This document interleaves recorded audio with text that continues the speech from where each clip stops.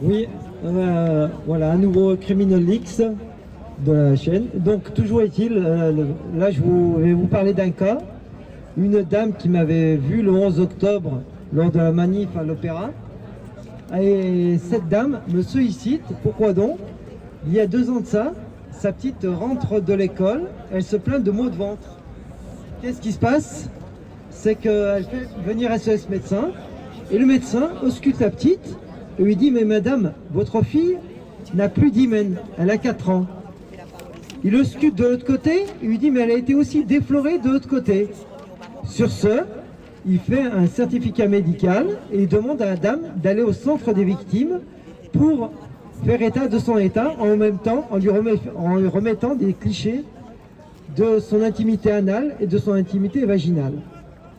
Après coup, cette dame téléphone à l'école pour dire que la petite ne va pas aller à l'école. Et à l'école, on lui demande pourquoi. Elle explique. L'assistante sociale de l'école lui dit: mais madame, il n'y a aucune preuve qu'elle ait été violée, cette petite. Comme si elle avait pu être consentante. Sur ce, oui, donc toujours est-il que la maman, le lendemain, reçoit la visite de l'assistante sociale et de la police. Et on lui arrache la petite à telle enseigne. C'est tellement violent que la petite s'accroche à sa maman, qu'elle dévoile la poitrine de sa mère devant les policiers et devant son fils aîné de 19 ans. Sur ce, elle est embarquée manu militari, 4 semaines hospitalisée en asile psychiatrique. On lui demande de dire que sa petite s'est enfoncé quelque chose dans son intimité vaginale, ce qu'elle refuse de faire. Au bout de 4 semaines, elle fut libérée. Quant à la petite, elle va passer 11 mois et demi en asile psychiatrique. Et sur ce, elle est placée dans une MEX, maison d'éducation à caractère social, où elle continue, d'après sa fille, à subir des sévices sexuels. Donc elle continue d'être violée et même d'être battue. Elle pleure régulièrement lorsqu'elle est en contact avec sa mère. Alors, moi, elle me demande mon aide. Qu'est-ce que je fais? Je fais des recherches pour retrouver le procureur de la République et sa résidence personnelle. Sur ce, je l'expédie, je lui demande de se rendre, on va dire, le mardi matin à 7 h devant la résidence de ce procureur. Je lui envoie la photo de celui-ci, elle le reconnaît, elle se rend devant son domicile à 7 h du matin, elle attend patiemment sa sortie. Elle l'aborde et lui la reconnaît, lui dit: mais madame, je sais qui vous êtes. Oui, mais sujet de ma fille. Oui, je sais qui vous êtes, je m'en occupe. Donc, le soir, elle me rappelle, elle me dit: bon, il ne s'est rien passé. Et je lui dis: ben, il s'en est pas occupé. Donc vous y retournez le lendemain. Lendemain matin, à nouveau, à 7 h du matin, elle attend patiemment. Elle aborde avec son mobile pour lui montrer les photos de l'intimité anale et vaginale de la petite. Lui dit: oui, c'est bon, je m'en occupe. Là, à nouveau, l'après-midi, rien ne se passe. Comme je suis un peu entêté, je lui dis: bon, jamais 203, vous y retournez le lendemain matin. Le jeudi, elle y retourne, et là, il la voit, il lui dit: maintenant, ça commence à me faire, pour ne pas utiliser un terme vulgaire, et donc maintenant, si vous n'avez pas cessé de venir à mon domicile, je vais appeler la police. Sur ce, je me rends compte que ça ne sert à rien de solliciter le procureur, je l'expédie, où ça, au commissariat de police, à Brigade des mineurs, et je lui demande de simplement montrer une photo, ou 2 photos, mais sans plus, parce que comme je l'ai briefé, je lui ai dit: quand vous allez chez un boulanger, vous avez besoin d'1 € pour acheter une baguette, le boulanger ne va pas vous demander si vous avez 20 € supplémentaires dans votre porte-monnaie, car ça ne lui est pas utile. Là, pareillement, les photos sont suffisamment explicites, vous montrez juste les photos. Et effectivement, les policiers lui demandent si elle a autre chose comme preuve. Elle dit que non. On lui prend son mobile, on lui dit: on va vous le rendre dans 3 mois. Le soir, elle m'appelle, elle me dit: voilà ce qu'ils m'ont dit. Je lui dis: bah alors, c'est pas possible, vous allez y retourner demain, vous demandez votre mobile en invoquant le fait qu'il y a votre banque en ligne dessus.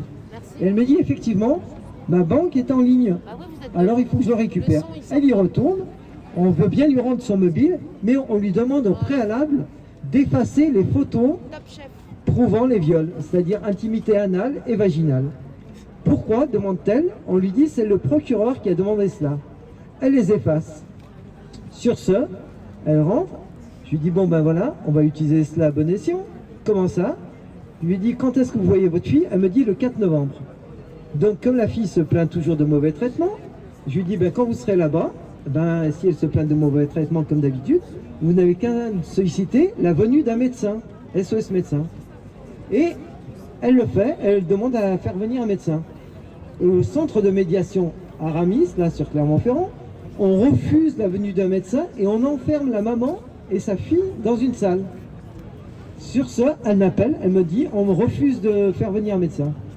Alors je contacte la directrice du centre Aramis, je lui dis article 223.6, non-assistance à la personne en danger, article 40, quand vous avez connaissance d'un fait délictueux, vous devez vous-même le signaler. Non, pas du tout, je ne veux pas que ça se passe ici, elle n'a qu'à le faire au foyer d'accueil, à la MEX de Saint-Rémy-sur-Durolle. Je lui dis, moi très bien, soit. J'appelle le directeur du foyer, je lui dis, bon voilà, vous devez assistance aux enfants qui sont placés au sein de votre institution. Il y a une petite qui se plaint de viol anal et vaginal et de coups. Donc pouvez-vous faire venir un médecin pour qu'elle soit auscultée, pour corroborer ou infirmer les dires de la petite? Pas du tout, il ne le veut pas. Il me dit non, négatif, je ne veux pas. Qui êtes-vous? Je lui dis bon, je suis criminel X. Donc non, mais je veux pas. Et il me raccroche au nez, très bien, soit. Alors, qu'est-ce qu'on fait? Moi, entre-temps, donc j'ai subi une garde à vue. On m'a bloqué ma chaîne YouTube pendant 2 semaines. Il y a un ami, Vincent, dont la chaîne est Vivre sur le fil, qui était intervenu pour Jean-Bernard Fourtillon, si ça vous parle. Le monsieur qui avait un médicament pour soigner les gens qui étaient atteints d'Alzheimer, qui fut hospitalisé en asile psychiatrique à Nîmes. Donc Vincent décide, en étant en accord avec François, de mettre une vidéo pour demander la libération de Jean-Bernard. Vidéo qui a été vue à plus de 270 000 vues, 278 000, quelque chose comme ça. Et grâce à ça, Jean-Bernard Fourtillon a été libéré. La médiatisation, parce qu'il demandait à ce que les gens contactent l'hôpital psychiatrique pour qu'on libère Jean-Bernard. Ce fut fait. Donc là, moi j'étais dans la capacité de produire quelques vidéos que ce soit. Vincent a mis la vidéo « Libérez Yuna » et « Rendez-la à sa maman ». Le premier soir, elle a eu 10 000 vues, le 18 décembre, vendredi 18. Elle a continué à progresser et ça a commencé à être relayé. Il y avait un policier qui avait suite à l'assistance de Véronique Tizy, soutien de Stan Maillot. Elle a assisté Sandrine pour se rendre au commissariat pour porter plainte par rapport à cela. Entre-temps, le 9 décembre, j'oubliais, la maman avait une visite médiatisée. Moi, j'ai sollicité, sachant qu'il y avait cette visite médiatisée, j'ai sollicité le département, puisque le président du conseil départemental, c'est lui qui régente les services sociaux, et comme la fille est placée sous l'égide des services sociaux, j'ai dit qu'il pourrait demander à ce que la petite soit examinée. On refuse. La maman, jouissant d'une double nationalité, on va dire, par le biais de son ambassade du Bénin, a sollicité le président du conseil départemental sur mes conseils pour justement qu'on fasse pratiquer un examen. Donc l'ambassadeur du Bénin me demande de concocter le mail pour l'adresser en vertu de l'article 223.6 non-assistance à la personne en danger, pour demander au président du conseil départemental, son vice-président, la responsable des services généraux, la responsable du service enfance, et ces 5 personnes, plus le service de l'ASE, sont sollicitées par l'entremise de l'ambassadeur du Bénin, avec le mail que j'ai concocté, qu'il leur a adressé.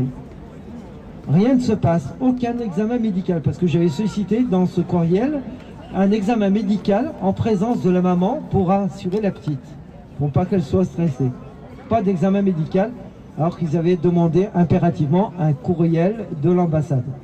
Bon, alors la maman, rendant visite le mercredi 9 décembre à sa petite, je lui donne un stratagème pour se réfugier dans les toilettes, en l'occurrence changer un vêtement, apporter une nouvelle robe à sa petite, et en profiter pour prendre des clichés de la petite, d'un point de vue anal, vaginal et de tout le corps, pour corroborer ou affirmer les dires de la petite.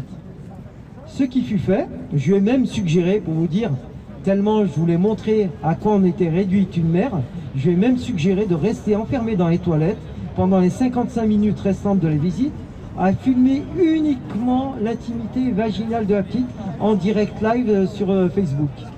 Elle n'a pas eu le courage, pourquoi donc? Parce que les personnes du lieu d'accueil ont frappé à la porte, lui ont demandé de sortir. Là, avec les photos qui prouvent de manière irréfutable que la fille n'a pas été, on ne lui a pas seulement enlevé de l'hymen, mais elle a été bien perforée, eh ben rien ne se passe. Avec Véronique, donc elle porte plainte, pas une main courante, rien ne se passe toujours.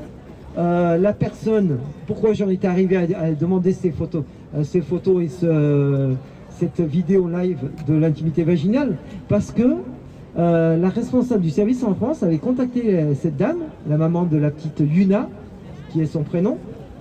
Donc elle avait contacté cette dame, elle lui a dit « C'est quoi ça, vous citez tout le monde, le président du conseil départemental, le vice-président, etc. Je ne ferai pas d'examen médical avant le mois de janvier. » Moi, en réfléchissant, je me suis dit « Si la petite n'est pas vierge au mois de novembre, pourquoi elle n'est pas vierge au mois de décembre et pourquoi le serait-elle au mois de janvier ?» Alors j'en suis arrivé à une seule conclusion. Qu'est-ce qui peut changer au mois de janvier? C'est qu'il n'y ait plus de preuves. Et pour qu'il n'y ait plus de preuves, il faut qu'il n'y ait plus de corps. Donc j'en suis arrivé à redouter, effectivement, que la petite soit trucidée. Qu'elle passe de vie à trépas. C'est pour cette raison, j'ai demandé à la maman de faire des clichés et éventuellement de filmer la petite. Là, on attendait justement un examen médical pour déterminer on va dire le degré de l'atteinte à la petite. Toujours pas d'examen médical. Madame est contactée pour être reçue au commissariat le 29 décembre.